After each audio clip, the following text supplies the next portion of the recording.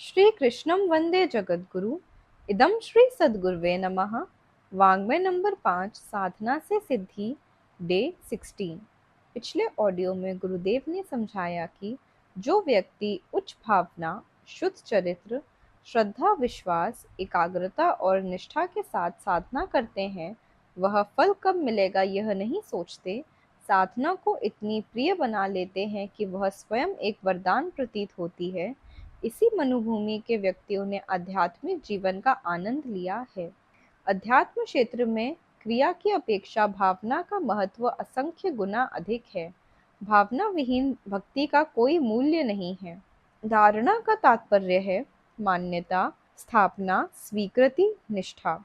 ईश्वर, आत्म क्षमता, कर्तव्य कर्मों के दायित्व पर विश्वास ही धारणा है। ध्यान का तात्पर्य है अभीष्ट निर्धारण का बार बार चिंतन करना। लौकिक जीवन को पारलौकिक पारमार्थिक बना लेना भी समाधि है। क्रमशः आगे साध्य, साधना और साधक, इन तीनों की संगति है। तीनों के समन्वय से एक पूरी बात बनती है। साध्य ईश्वर ही है। ईश्वर अर्थात सत्प्रवृत्तियों का समुच्चय। मोक्ष की भी इसी में गिनती होती है। दुष्प्रवृत्तियां ही बंधन है। भव बंधनों की चर्चा जहाँ होती है, वहाँ उसका तात्पर्य कषाय कल्मषों से है। कषाय अर्थात पूर्व जन्मों के अभ्यस्त संस्कार। कल्मष अर्थात प्रस्तुत ललक लिप्साओं के आकर्षण से किए हुए दुरित। इनसे छुटकारा पाने का नाम मोक्ष है। यह मान्यता सही नहीं है कि जन्म मरण से छूट जाने का नाम मोक्ष है। जन्म, अभिर्वर्धन और मरण, यह प्रकृति का नियम है। ईश्वर की सत्ता इस प्रकृति क्रम को इसी निमित्त बनाती है। जीव जंतु, वृक्ष, वनस्पति से लेकर मानव शरीर धारियों तक प्रत्येक को इस चक्र में अनिवार्यतः भ्रमण करना पड़ता है। अवतारी महामानव भी बार बार जन्म लेते और मरते हैं। अवतारों की संख्या अब तक 10 या 24 हो चुकी है। इनमें से सभी को अपने अपने ढंग से जन्म लेना और मरना पड़ा है। सृष्टि चक्र में जो भी बंधा है, उसे उत्पादन, अभिर्वर्धन और परिवर्तन के क्रम में घूमना पड़ता है। सूक्ष्म शरीरधारियों को भी एक अवधि के लिए नियत उत्तरदायित्व संभालने के लिए भेजा जाता है। उसे पूरा करने के उपरांत वे भी वापस लौट जाते हैं और आवश्यकता अनुसार उसी क्रम की पुनरावृत्ति करते रहते हैं। जब अवतारों और देवताओं को आवागमन की प्रक्रिया पूर्ण करनी पड़ती है, तो भक्तजनों के लिए ही उसका अपवाद कैसे हो सकता है। मोक्ष का तात्पर्य कषाय कल्मषों से छुटकारा पाना है। इसी को ईश्वर की प्राप्ति कहते हैं। यह इस जीवन की सर्वोपरि परिस्थिति है। इसमें निरंतर सत, चित और आनंद, सच्चिदानंद का अनुभव होता रहता है। ईश्वर का स्वरूप भक्तों के लिए सच्चिदानंद स्वरूप ही है। इसी में उसे कषाय कल्मषों से छुटकारा मिलता है। कर्म बंधन से बलात् बंधकर जन्म मरण के चक्र में फंसना बंदी की तरह कष्टकारक भी हो सकता है, पर जो ईश्वर की इच्छा से उसकी व्यवस्था संभालने के लिए जेलर की तरह आता जाता रहता है, उसके लिए ईश्वर के इस स्वर्गोपम उद्यान का आनंद लेने के लिए बार बार आने जाने का अवसर प्राप्त करना सुख भी है और सौभाग्य भरा भी। ईश्वर की किसी मनुष्य आकृति वाले प्राणी के रूप में कल्पना मिथ्या है। इसी प्रकार उसका कोई नगर, गांव, लोक होना भी संभव नहीं है। जो सर्वव्यापी है, वह एक देशीय नहीं हो सकता। जो शक्ति रूप है, वह किसी गांव देश में रहे, ऐसी मान्यता भी विसंगत है। ईश्वर एक व्यवस्था है। भावनाशीलों के लिए उसकी भावना के अनुरूप ही है। इसलिए मरने के बाद मोक्ष मिलने की कल्पना निरर्थक है। उसे भावनाशील जीवित स्थिति में भी प्राप्त कर सकते हैं। ईश्वर प्राप्ति के लिए मरने तक का इंतजार करना व्यर्थ है। सगुण भक्तों ने भी जीवित स्थिति में भगवान को पाया है। निराकारवादियों के लिए तो वह और भी सरल है। दिल के आईने में है तस्वीरें यार, जब जरा गर्दन झुकाइए देख ली। अपना अंतरात्मा ही शुद्ध होने की स्थिति में परमात्मा हो जाता है। उसे सबसे निकट देखना हो, सबसे सरलता पूर्वक देखना हो, तो अपने शुद्ध अंतःकरण में ही उसकी झांकी करनी चाहिए। साधना में साध्य एक ही है, ईश्वर प्राप्ति। इसी को मोक्ष कहना हो तो भी कुछ हर्ज नहीं।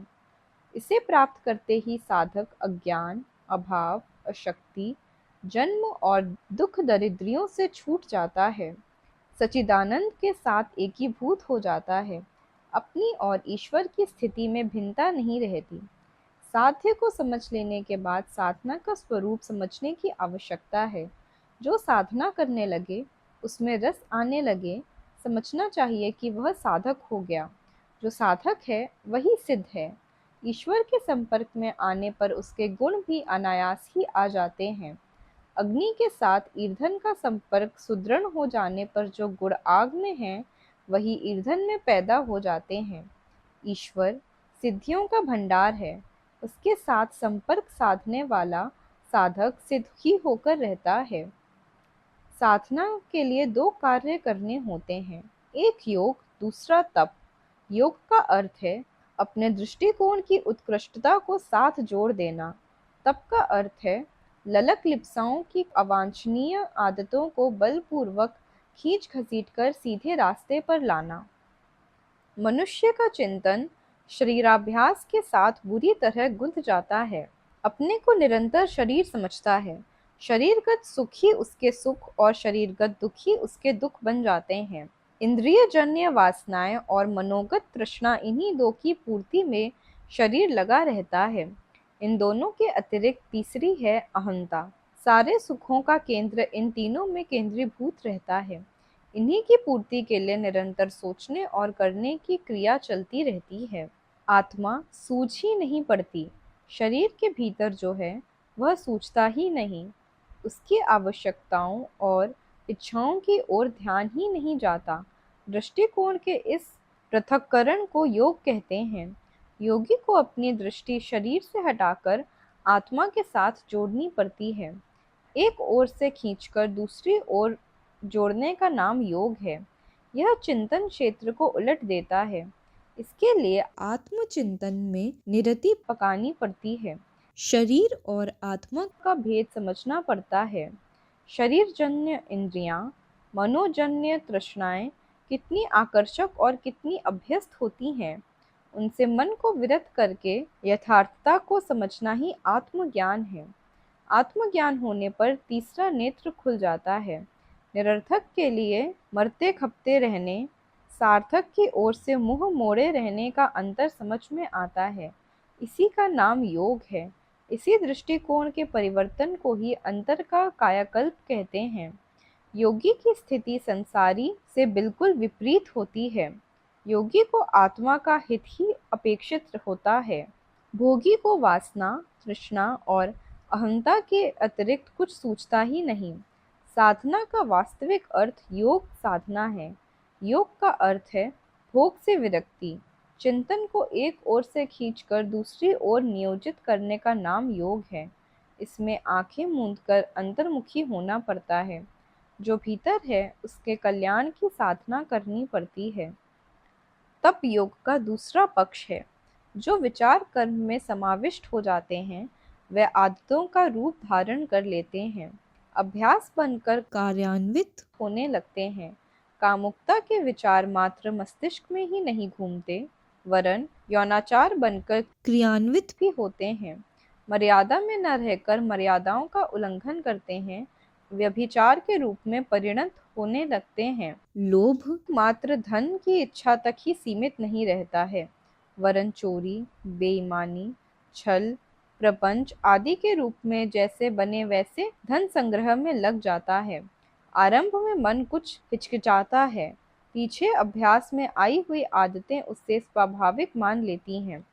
अहंकार प्रदर्शन के लिए श्रृंगार और ठाट बाट में ढेरों पैसा खर्च होने लगता है और अपने को दूसरों से बड़ा सिद्ध करने के लिए आतंकवादी कार्य किए बिना चैन नहीं पड़ता। नीति अनीति का विचार मन से चला जाता है। अनीति करते हुए अपनी चतुरता एवं सफलता मालूम पड़ने लगती है। इन आदतों को सहज ही नहीं छुड़ाया जा सकता, अपने आप से लड़ना पड़ता है। कुटेवों को निरस्त करने के लिए अपने साथ सख्ती बरतनी पड़ती है। शक्ति हर किसी को अखरती है, इसलिए अभ्यास डालने के लिए सभी इंद्रियों को व्रतशील बनाना पड़ता है। स्वाद इंद्रियों को संयम में लाने के लिए व्रत अथवा अस्वाद का एक क्रम बनाकर तपश्चर्या करनी पड़ती है। ब्रह्मचर्य में कड़ाई बरतनी पड़ती है, दानशीलता अपनानी होती है, चिंतन को स्वाध्यायशील बनाना होता है, ताकि उतना समय शरीराभ्यास की विडंबनाओं में से कटे। सर्दी गर्मी सहन करने के अभ्यास डालने पड़ते हैं, ताकि त्वचा को सहनशीलता की आदत पड़े। अभावग्रस्तता गरीबी का चिन्ह माना जाता है, पर जब उसे व्रतशीलता में सम्मिलित किया जाता है, तो वर्ग गौरव का निमित्तीकरण बन जाता है। सादा जीवन उच्च विचार की नीति अपनाने में आदर्शवादिता चरितार्थ होती है। विभिन्न साधनाओं में विभिन्न व्रत नियमों का समावेश है। कुछ नियम थोड़े समय के लिए पालन किए जाते हैं, कुछ को सदा के लिए अपना लिया जाता है। जैन धर्म के साधु साध्वी कठोर नियमों का व्रत धारण करते हैं और उन्हें आजीवन निभाते हैं। हिमालय की कंदराओं में निवास करना, कंद मूल फल के आधार पर गुजारा करना, भूमि पर सोना जैसे नियमों का कितने ही साधु पालन करते हैं। इन तपश्चर्याओं के पीछे यही उद्देश्य छिपा हुआ है कि विलासिता की आदतों को निरस्त किया जा सके और सादा जीवन उच्च विचार की साधना को ऊंचे स्तर पर लंबे समय तक निभाया जा सके। शरीराभ्यास की लिप्साओं से संबंधित पड़ी हुई आदतों को धीरे धीरे अथवा एक ही झटके में समाप्त किया जा सके।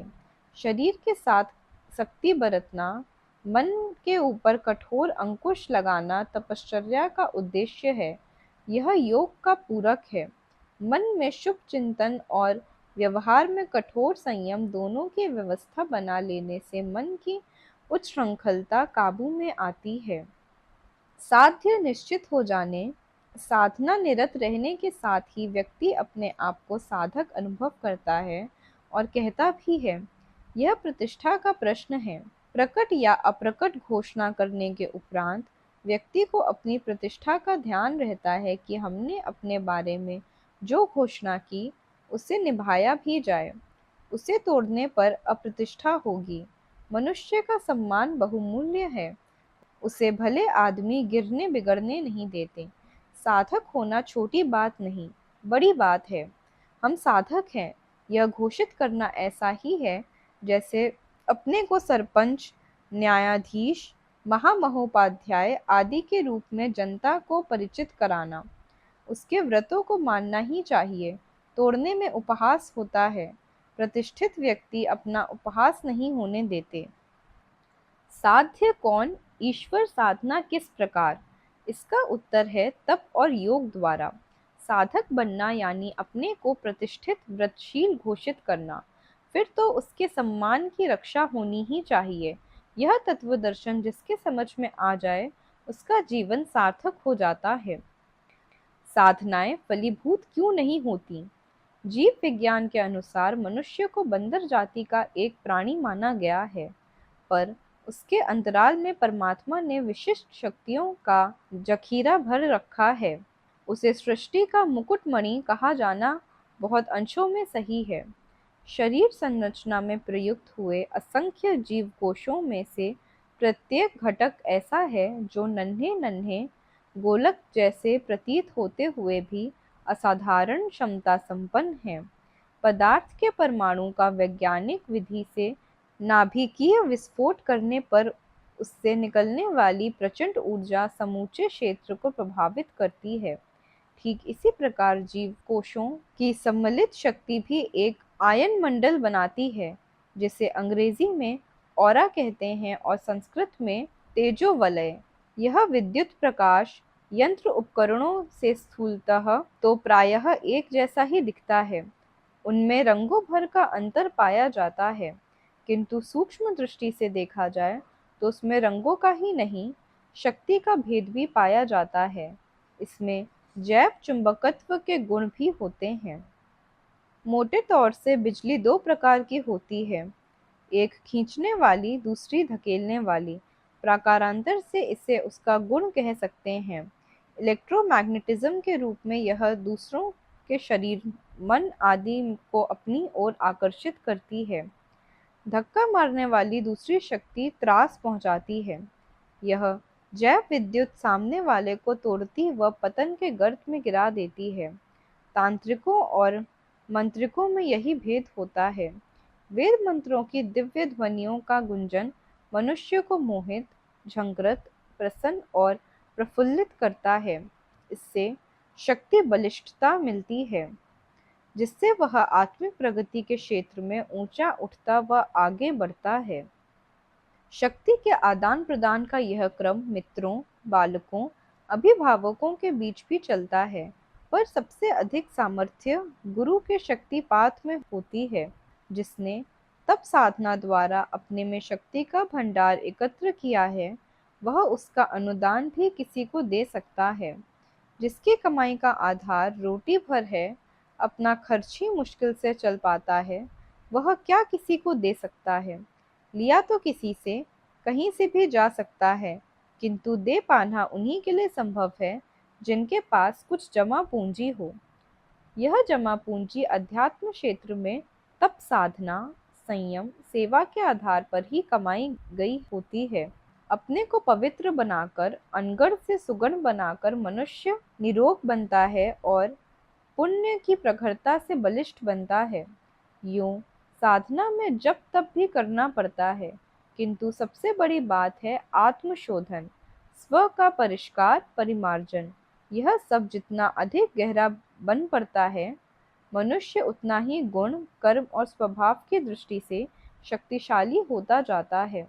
जो विभूतिवान है वही किसी को कुछ दे भी सकता है, अन्यथा बहलाने वाले बाजीगर और ठग तो गली कूचों में रंग बिरंगे कपड़े पहने, बड़ी जटाएं रखें या सिर घुटाए कहीं भी जाल बिछाए चिड़िया पकड़ते देखे जा सकते हैं। साधना का पूरा अर्थ है जीवन साधना। इस प्रयोजन के लिए जहाँ अपने गुण, कर्म और स्वभाव की देखभाल की जाती है, वहाँ साथ ही उस प्रसंग से जुड़े हुए कर्मकांडों का भी अभ्यास करना पड़ता है। इस प्रकार व्यक्तित्व एक विशेष ढांचे में ढल जाता है। उसका जैसा भी चाहे भला बुरा प्रयोग हो सकता है। साधना से सिद्धि का सिद्धांत जुड़ा हुआ है, पर साथ साथ यह शर्त भी जुड़ी हुई है कि व्यक्ति ने अपना समग्र जीवन तदनुकूल बना लिया हो। तांत्रिक प्रयोगों के कर्ता अभिचार स्तर के निकृष्ट कार्य करते हैं। उन्हें अपनी चर्या में अनैतिक कृत्य करते हुए व्यक्तित्व को उसी ढंग से ढालना होता है। इसके अतिरिक्त शमशान साधना, शव साधना जैसे घिनौने कलापों में निरत रहना पड़ता है। कालिक, अघोरी भी प्रायः ऐसा ही करते हैं। इससे उनकी आत्माएं उचित अनुचित का भेद करने में असमर्थ हो जाती हैं। आत्म प्रताड़ना के कारण जो वैसा नहीं कर पाते, उनकी तांत्रिक साधना भी सफल नहीं होती। ऐसा कहा जाता है, दूसरों को मारण, मोहन, उच्चाटन, वशीकरण आदि कृत्यों के द्वारा हानि पहुंचाने से पूर्व अपने आप को जघन्य कृत्यों को करते समय घृणा, जुगुप्सा ना करने की स्थिति में ढालना होता है। यही बात दक्षिण मार्गी सदाशयता पर, धर्मोपदेश देने वालों पर भी लागू होती है। सत्कर्म करने वालों को अपना जीवन भी साधना, संयम, स्वाध्याय, सेवा आदि का माध्यम अपनाकर भीतर के देवत्व को जगाना पड़ता है। शाप वरदान देने की सामर्थ्य के मूल में मात्र अभिचार कृत्य ही काम नहीं करते, कर्म कांड ही काम नहीं दे जाते, वरन अपने जीवन का ढांचा भी तदनुकूल ही विनिर्मित करना पड़ता है। कर्मकांड अपना कथित प्रतिफल दिखा सकने में तभी समर्थ होते हैं जब कर्ता का जीवन व्यवहार उस ढांचे में ढला हुआ हो। इसलिए जहाँ विभिन्न प्रकार की साधनाओं के विधि विधानों और उनके महात्म्यों का वर्णन है, वहाँ यह भी बात समझनी चाहिए कि साधक को अपनी जीवनचर्या का रूप भी वैसे ही ढांचे से ढालना पड़ता है। यह उपचार विज्ञान का प्राण है और कर्मकांड प्रयोग उसका कलेवर। प्राण रहने पर ही कलेवर का महत्व है। व्यक्तित्व के अनुरूप ही सफलता प्रदान करने वाली अन्य विशेषताओं का भी अभिवर्धन होता है। आध्यात्मिक क्षेत्र की भांति ही भौतिक क्षेत्र में भी कितने ही प्रगति मार्ग हैं। उनका द्वार सभी के लिए खुला है, पर हर कोई उसे समझ या कर नहीं पाता। इसमें अभ्यास का अभाव ही प्रधान कारण है। विद्वान, धनवान, प्रतिभावान बनने के लिए व्यक्ति को परिश्रमी, परिस्थितियों को समझने वाला, मृदुभाषी तथा गुत्थियों को सुलझाने की सूझबूझ वाला होना चाहिए। ये सद्गुण किसी में अनायास ही प्रकट नहीं हो जाते, वरन अभ्यास का सिलसिला जारी रखना पड़ता है। कुछ दिन प्रयास चलाकर बंद कर देने पर जो लोग थोड़ा अभ्यास करके छोड़ देते हैं, उनका स्वभाव उस ढांचे में ढल नहीं पाता। उथले प्रयत्न परिस्थितियों के दबाव में ऐसे ही बिखर जाते हैं। मनुष्य विधाता का बनाया हुआ एक विशेष प्रकार का चुंबक है। साधारण चुंबक की अपेक्षा उसमें यह एक अतिरिक्त विशेषता है कि उसे जिस भी स्तर का बनाना हो, उस स्तर का बनाया जा सकता है। इस विश्व में विद्यमान किसी भी भली बुरी क्षमता को अपनी ओर खींचा और धारण किया जा सकता है। व्यक्ति यूं तो प्रत्यक्षतः अकेला ही होता है, पर उसके साथ इतनी विशेषताएं, आकर्षक क्षमताएं जुड़ी होती हैं कि वह जिस स्तर की वस्तुओं को, साधनों को चाहे अपने समीप एकत्र कर सकता है। उसी स्वभाव वाले समधर्मी मनुष्यों एवं प्राणियों से भी घनिष्ठता स्थापित कर सकता है। यह सही है कि कर्मकांडों में अपनी शक्ति है। यंत्र तंत्र अपने प्रतिफल देते हैं, शास्त्रोक्त प्रतिफल जरूर मिलते हैं, किंतु मात्र उन्हीं का विधि विधान सीख लेने से प्रयोक्ता कोई उपयुक्त फल उत्पन्न नहीं कर सकता। भक्ति मार्ग में भी यह बात लागू होती है, कर्म मार्ग में भी, व्यवसाय में भी और व्यवहार में भी सफलता का यही सारभूत तथ्य है। जिस भी दिशा में अग्रसर होना हो, उस स्तर की विभूतियां और विशेषताएं अपने में उत्पन्न एवं परिपक्व करना चाहिए। इस क्षेत्र में किसी प्रकार का शॉर्टकट सिद्धांत लागू नहीं होता। आज का स्वाध्याय यहीं समाप्त होता है। सभी को प्रणाम। 21वीं सदी उज्जवल भविष्य। भारत माता की जय। वंदे मातरम, वंदे मातरम, वंदे मातरम। सभी को प्रणाम। वाग्वे अर्थात शब्द, विचार, भावनाओं का दिव्य देव संग्रह परम पूज्य गुरुदेव युग दृष्टा की इस धरोहर को ऑडियो रूप में सुनने के लिए चैनल को सब्सक्राइब करें, वीडियो को लाइक करें, नोटिफिकेशन ऑन करें, गुरुवाणी जन जन तक पहुँचाएं। जय महाकाल। हृदय से आभार।